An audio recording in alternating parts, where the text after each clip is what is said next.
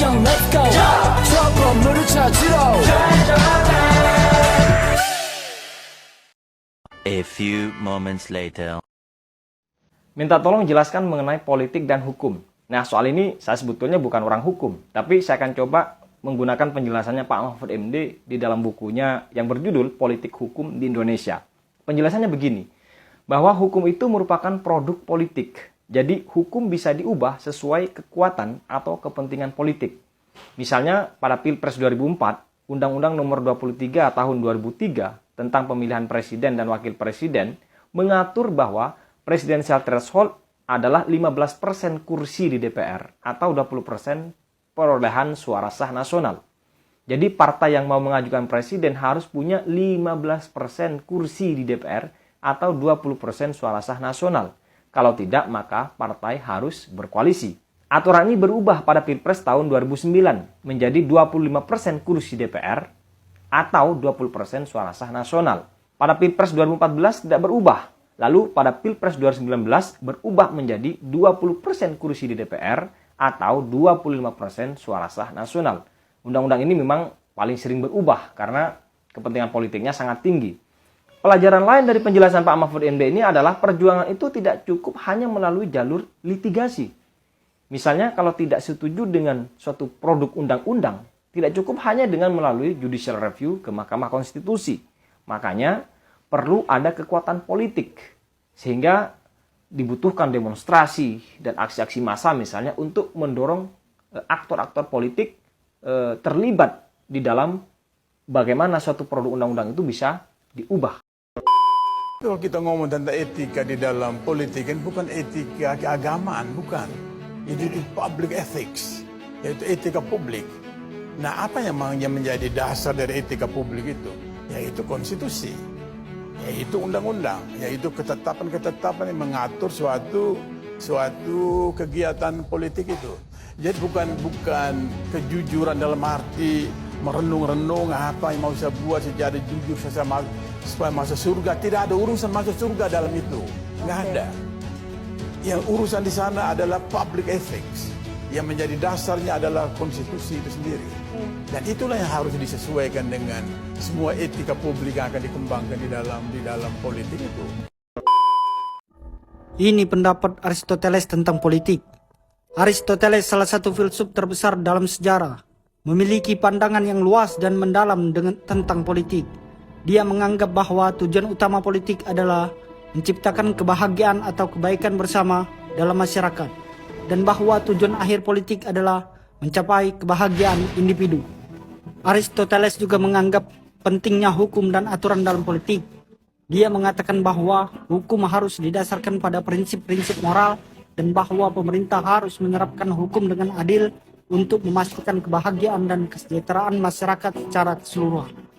Namun, Aristoteles juga percaya bahwa tidak semua orang memiliki hak yang sama dengan politik. Dia mengatakan bahwa orang yang lebih bijaksana dan terdidik seharusnya memiliki hak yang lebih besar dalam pengambilan keputusan politik daripada orang yang kurang bijaksana dan terdidik.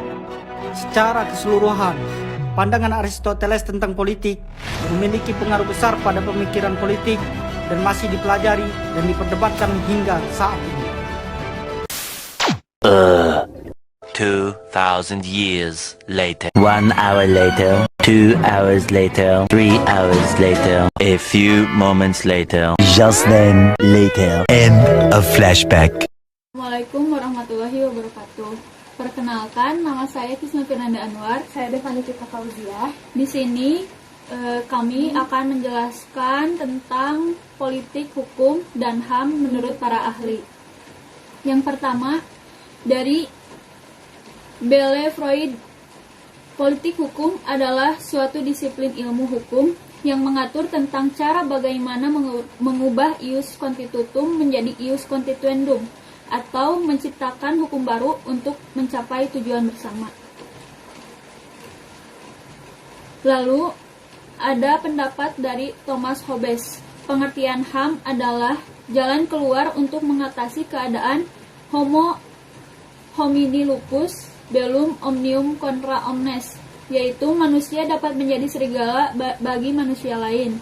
Seperti ini mendorong terbentuknya kesepakatan masyarakat, keadaan di mana rakyat menyerah dan hak-haknya kepada penguasa.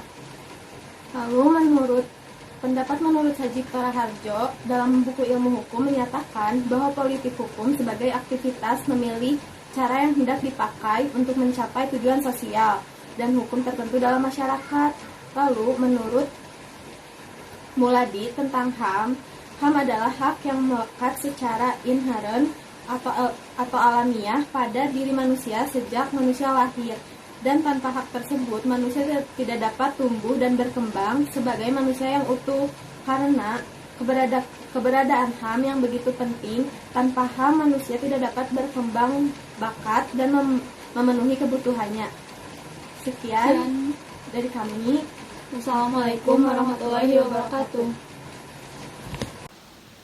Pengertian politik hukum menurut para ahli yang saya ambil yaitu Padmo Wajono. Beliau menyatakan bahwa politik hukum merupakan suatu kebijakan dasar yang menentukan arah, bentuk, isi hukum yang akan dibentuk, dan juga merupakan suatu kebijakan penyelenggara negara yang berisi tentang suatu kriteria untuk menghukumkan sesuatu yang di dalamnya berisi pembentukan hukum, penegakan hukum, dan juga penerapan hukum.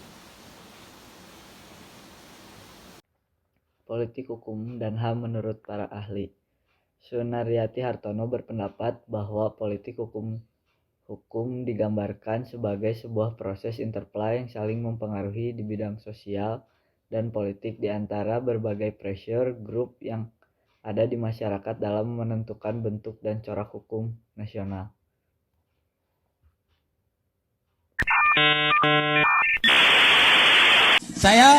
Wassalamualaikum bro.